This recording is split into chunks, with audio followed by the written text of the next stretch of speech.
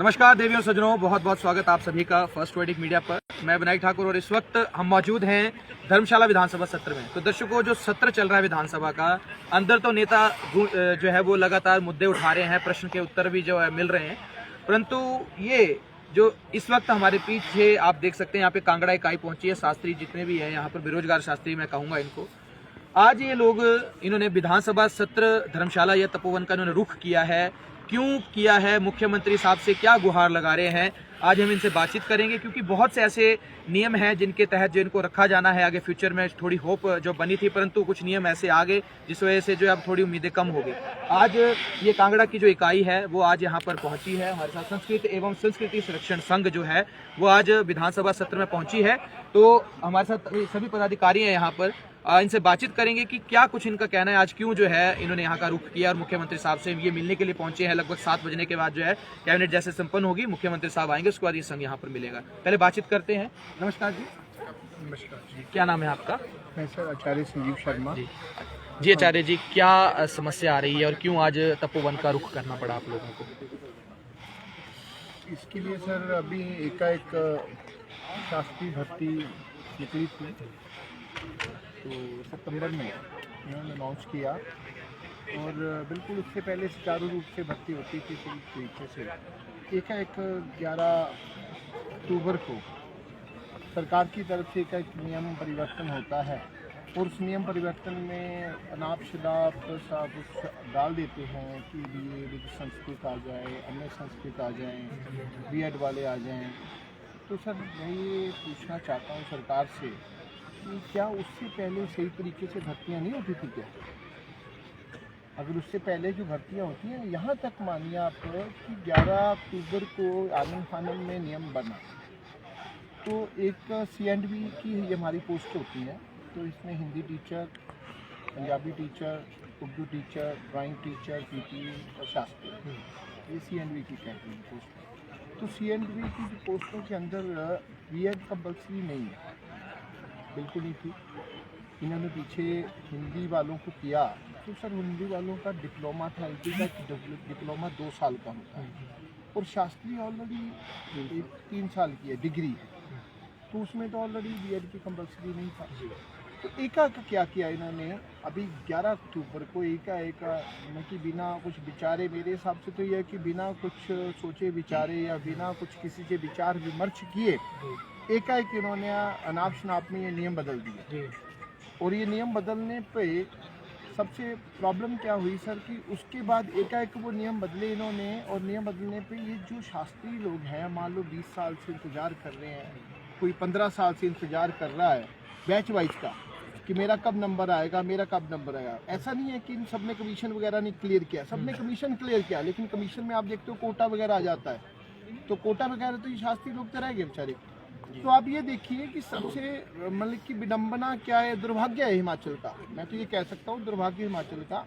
राजा वीरभद्र जी ने बहुत ही संस्कृत विद्यालय खोले, उन्होंने नींव पत्थर रखे और संस्कृत विद्यालय सुचारू रूप से चलाए, लेकिन उन्होंने एक बार भी ये नहीं सोचा कि यार इन पे अनाप शनाप कोई नियम बना के थोप दिया जाए। शिक्षा मंत्री जी का कहना है कि हम अपना इसको शिक्षा को गुणवत्ता को बढ़ाना चाहते हैं। तो सर मैं एक बात पूछना चाह रहा हूँ कि एक कोई डॉक्टर है, MBBS डॉक्टर है, और आप बोलो कि यार कि BA में किसी ने फिजिक्स वगैरह रख ली या अपना बायोलॉजी वगैरह रख ली और डॉक्टर बन जाएगा, क्या बन जाएगा सर? क्या वो? तो सर उसके लिए MBBS करनी पड़ेगी ना। तो उसी तरह शास्त्री के लिए 35 सब्जेक्ट संस्कृत के हम लोग पढ़ते हैं, वेदों को पढ़ा हमने सर, वेदांगों को पढ़ा, शास्त्रों को पढ़ा, उपनिषदों को पढ़ा। तो सर इतना कुछ व्याकरण, वेदांग में कि सारा व्याकरण आता है, शब्द आते हैं, तो सर उसकी जानकारी मिली, लेकिन क्या BA का एक सब्जेक्ट में संस्कृत पढ़ने से क्या आप शास्त्री के समतुल्य हो जाओगे क्या? तो मैं ये सरकार से ये पूछना चाहता हूँ कि ये बिल्कुल अनाप शनाप से इन्होंने सारे नियम चेंज किए और नियम चेंज करने पे क्या क्या थोप दिया कि नहीं जी हम तो यही करेंगे, हम तो यही करेंगे। तो सर उस पर कम से कम विचार विमर्श करना चाहिए। राजा जी ने जो परंपरा कांग्रेस की चलाई थी, और अभी रिसेंटली आपने देखा कि पिछली सरकार ने संस्कृत को द्वितीय भाषा का दर्जा दिया गया हिमाचल के अंदर, और अभी ये सरकार तो सर उसको बिल्कुल विलुप्ति करना चाहती है कि शास्त्री चाहिए नहीं हमें। शास्त्री जो है उनको पढ़ाने का नज़रिया, उससे की गुणवत्ता नहीं बढ़ रही है। मुझे समझ नहीं आता सर, 35 सब्जेक्ट आप जिस चीज़ के पढ़ रहे हो, आपके अंदर गुणवत्ता नहीं है और एक सब्जेक्ट वाला गुणवत्ता वाला पूर्ण हो गया, कैसे हो सकता है? तो कम से कम उस पर विचार करना चाहिए। जो 20 साल से 25 साल से या 15 साल से शास्त्री बेरोजगार हैं, हमारे साथ कम से कम भी सर 100 के लगभग आए थे। हम डीसी साहब को देने गए थे ज्ञापन, तो 100 थे, लेकिन अंदर प्रोटोकॉल है कि अंदर इसके अंदर विधानसभा के अंदर नहीं आ सकते। तो अभी हम 4-5 लोग आए हैं यहाँ पे, तो अभी 20-22 से कुछ चले गए पीछे। तो मैं ये विनती करना चाहता हूँ सरकार से कि सरकार इसके प्रति विचार विमर्श करे। और जो पुराने नियम थे सर, पुराने नियम थे उनके आधार पे, क्योंकि पुराने नियमों में से देखिए ना सर, 50% आपको अंक चाहिए शास्त्री में और साथ में कैट क्वालिफाई चाहिए। तो हम मान रहे हैं कि बिल्कुल ठीक है जी, आप जो कर रहे हो ठीक है, लेकिन अब एकाएक आप बोलो कि 20 साल पहले जो इसने शास्त्री की है और अब आप उसको बोलो कि तुम बीएड करो भैया, और बीएड करो तो हमारा भी का बैच गिना जाएगा। सर 20 साल पहले शास्त्री की, आज का बीएड का बैच कैसे गिना जाएगा जी? मैं ये कह रहा हूँ कि सर आपने उसके बाद अब ये देखिए कि हिमाचल प्रदेश के अंदर जितने भी अभी टीचर लगे हैं, संस्कृत टीचर लगे हैं, शास्त्री लगे हैं, क्या सरकार ने उनको बीएड करवा दी? सर पहले, सबसे पहले किसी चीज़ का प्रारूप बनाना पड़ता है, उसको एप्लीकेबल करना पड़ता है, सब तरीका होता है। तो मैं ये जानकारी लेना चाहता हूँ सरकार से कि कितने संस्कृत शास्त्री लगे हुए हैं जो विद्यालयों के अंदर, 8वीं 10वीं तक के जो विद्यालय हैं उनमें टीचर जितने भी लगे हुए हैं शास्त्री टीचर, क्या वो सारे बीएड है? तो आप क्या ये कहना चाहते हैं कि सरकार जो है वो गलत नीति अपना रही है? सर गलत नहीं, एकाएक थोप रही है। मैं सर कहता हूँ कि नहीं, सरकार को अगर लगता है कि हमने नियमावली को चेंज करना है तो आप करो, लेकिन सर करो कब से? जो अभी बैच चल रहा है ना, 2023 का जो शास्त्री पास आउट हुआ, अब उस शास्त्री को बोलो कि अभी तुम्हें भाई तभी नौकरी मिल पाएगी, तुम्हें बीएड करो। अब सर मैंने 2000 में शास्त्री की है, मैंने 2000 में शास्त्री की है, तो आप मुझे 2023 में कह रहे हो तुम बीएड करो। आज मैं बीएड कर रहा हूँ तो सर मैं नौकरी कब पाऊंगा उसकी जाके? मेरा बैच उसके बाद कब आएगा जाके?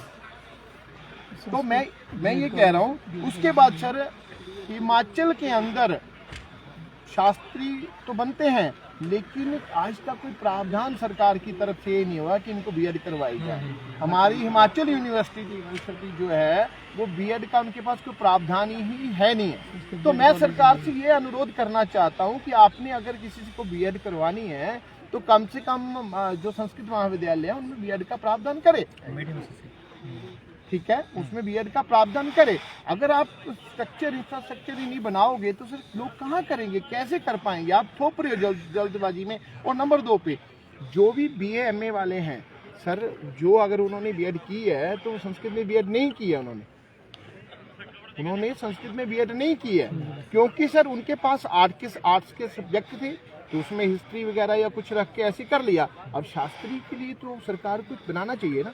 पहले क्या है कि सर अगर मैं आपको कहूँ कि मैं एक पाव आपके बर्तन में दूध डालना चाहता हूँ तो सर आपके पास बर्तन तो चाहिए ना।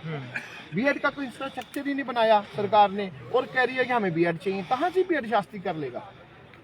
तो पहले सर उसके लिए नियमावली बनाने से पहले सोचना चाहिए।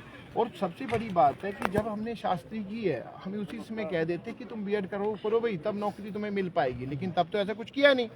तो अभी सर कम से कम भी लगभग 5000 शास्त्री है जो बिना बीएड के बैठा हुआ है। तो सर उसके बारे में भी सरकार को सोचना, ऑन जॉब भी और ऑन जॉब भी जो अभी नौकरियां कर रहे हैं तो उन्होंने कहाँ से बीएड कर ली सर? कोई प्रावधान तो था ही नहीं। तो सरकार को क्या उनको अब शिक्षा का स्तर उनसे खत्म नहीं हो जाएगा? जो शास्त्री लगे ऑलरेडी, तो बच्चों को क्या पढ़ा रहे हैं? आप कह रहे हो जी बीएड के बिना बच्चों को पढ़ाना नहीं आता, शास्त्री पढ़ा नहीं पाता। तो सर अगर बीएड के बिना जो अभी आपने नौकरियां दी हैं, यहाँ तक दुर्भाग्य हम लोगों का कितना है सर। अब ये देखिए कि अभी 10 दिन पहले बिलासपुर, कुल्लू, हमीरपुर में बैकलॉग की भर्तियां हुई और वो पुराने नियमों के साथ हुई। तो अब बैकलॉग की भर्तियां पुराने नियमों से कर रहे हो और हम लोगों को बोल रहे हो कि बैच बाई जो 20 साल से इंतजार कर रहा अपना बैच बाई, मेरा कब नंबर आएगा। ऐसा नहीं है। हम लोगों ने कमीशन भी क्लियर किया सबने। मैं अपनी बात करूं, मैंने 2001 2002 में कमीशन क्लियर किया, लेकिन सर वहां कोटा आ जाता है, ये फलाना कोटा, जनरल कोटा बाहर। तो सर कब नौकरी मिलेगी उनको? हम लोगों ने इतना पढ़ने के बाद अगर उसके बाद भी हम सोचें यार कि हमारी हिमाचल सरकार और संस्कृत को दूसरी भाषा का दर्जा देने के बावजूद भी हम बेरोजगार हैं, तो सर मैं कहता हूं तो हमारे प्रदेश का दुर्भाग्य। बिल्कुल ठीक है। तो मैं यही अब मुख्यमंत्री साहब को ये बोलना चाहता हूँ, शिक्षा मंत्री जी को, कि कुछ विचार करें, क्योंकि हिमाचल की जो कांग्रेस है सर वीरभद्र जी की बनाई हुई है और वीरभद्र जी ने संस्कृति के प्रति बहुत कुछ किया। तो मैं ये कहना चाहता हूँ कि उन्हीं के पद चिन्हों पर ये सरकार चले और संस्कृति के उत्थान के लिए कुछ करे। अगर संस्कृत को दूसरी लैंग्वेज का दर्जा दिया है तो उसके लिए इनका कुछ उसको बेहतर करने का कुछ चाहिए। तो शास्त्रीय को लुप्त ना करे, इनके नियमों से शास्त्री लुप्त हो जाएंगे। बीए करेंगे हम लोग भी, कल को हमारे बच्चे होंगे, हम कहेंगे यार शास्त्री मत करो भाई, बीए संस्कृत करो और टीचर लग जाओ। उनके लिए 4 कॉलेज फिर जो वीरभद्र जी ने संस्कृत कॉलेज खोले थे वो बंद हो जाएंगे। तो मैं सरकार से ये अनुरोध करना चाह रहा हूँ कि जो आज दुनिया में नहीं है, हमारे पूर्व मुख्यमंत्री जी, अगर उनके लगाए हुए बूटे को आप उजाड़ो मत, उसको फलीभूत करो, उसमें जल इत्यादि सींचो, जो सींचोगे तभी फलीभूत होगा। तो मैं सरकार से यही गुजारिश करना चाह रहा हूँ। बाकी हमारे सागर जी हैं, हमारे जिला प्रभारी, आपके।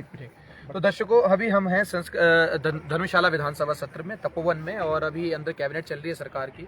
और ये जो हमारे साथ आचार्य हैं, सभी शास्त्री हैं, उनका क्या कहना है आपने सुन लिया। जो इनके अध्यक्ष जी हैं उन्होंने जानकारी यहाँ पे साझा की है। जानकारी संस्कृत एवं संस्कृत संरक्षण संघ जो है इसका गठन किया गया है।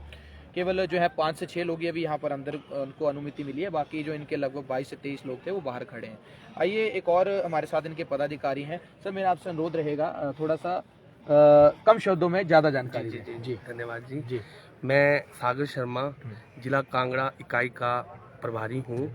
सारी बातें तो हमारे जो जिला कांगड़ा के अध्यक्ष श्री संजीव शर्मा जी ने बता दी हैं, किंतु मैं आपके चैनल के माध्यम से एक बात स्पष्ट करना चाहता हूँ। सरकार की दोहरी नीति कैसे, जिन लोगों को पिछले 16 में या 17 में या उससे पूर्व में बैच वाइज इंटरव्यू के लिए गवर्नमेंट ने लेटर सेंड किए थे, जिसमें उनको इंटरव्यू में कंडक्ट किया गया था, किंतु इस बार उनको डायरेक्ट बाहर कर दिया गया कि मतलब कि आप इस पोस्ट के काबिल नहीं है शास्त्री की।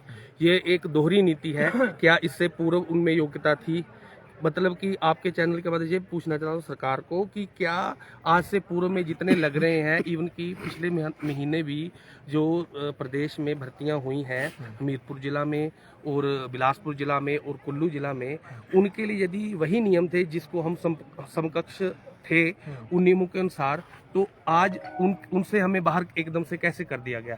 ये सरकार की दोहरी नीति से हम बिल्कुल खफा है और हम मांग करते हैं कि ऐसा अन्याय कृपया शिक्षा मंत्री जी और हमारे माननीय मुख्यमंत्री जी सुखविंदर सुक्खू जी ऐसा अन्याय ना करें। यही गुजारिश आपके। धन्यवाद। Thank you. तो दर्शकों, अभी हम धर्मशाला में हैं और जैसा कि मैंने आपको बताया, हमारे साथ जो है ये संघ आज यहाँ पर पहुंचा है। इनके पदाधिकारी सभी आए हुए हैं, जसवांपरापुर, देहरा, ज्वाला जी, विभिन्न स्थानों से ये सभी आए हुए हैं। और इनका यही कहना है कि जो इन्होंने जो है अपनी स्पष्ट भरी मांग जो है वो सरकार के आगे रख दी है। इनका क्या कहना था वो आपने सुन ही लिया। इनके अध्यक्ष जी, जिला अध्यक्ष जी, सभी ने जो जानकारी साझा की है। तो इसके बाद ये जल्दी जैसे मुख्यमंत्री साहब बाहर आएंगे तो ये इंतजार कर रहे हैं, उनसे इन्होंने मिलना है। या नहीं मिलेंगे तो सर्किट हाउस में मिलेंगे, परंतु इन्होंने मिलना है और अपनी ये मांग को जो है वो आगे रखेंगे। तो मैं आपसे जानना चाहूँगा, जो आपने राष्ट्र धर्मम समाज से पवित्रम संस्कृतिम तथा सुरक्षे ननु कुर्याम भारतम विश्व गुरुम पुनः, इसका अर्थात मुझे जो समझाएं।